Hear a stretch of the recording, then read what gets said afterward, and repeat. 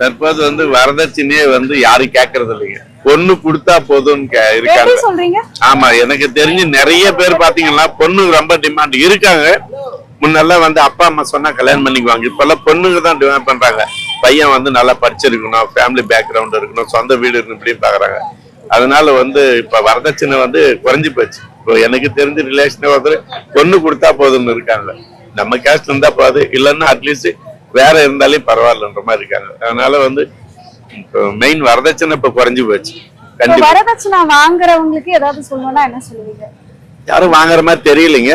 அப்படி வாங்கினா கேள்விப்பட்டிருக்கீங்க. ஆமா, அது வந்து அது வந்து என்ன பாத்தீங்கன்னா ஹை லெவல்ல இருக்கிறாங்க பாத்தீங்களா, அவங்கதான் அந்த மாதிரி பாக்குறாங்க.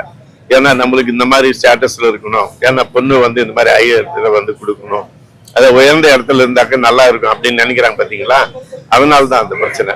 அது மாதிரி பார்க்க கூடாது. நல்ல மாப்பிள்ளையா பார்த்து அவன் நல்லா உழைச்சு சம்பாதிக்கிறவனா இருக்குன்னு பாக்கணும். இவங்க வந்து ஃபேமிலி பேக்ரவுண்ட், காரு, பங்களா பாக்குறாங்க பாத்தீங்களா. அதனாலதான் அந்த பிரச்சனை வருது. 500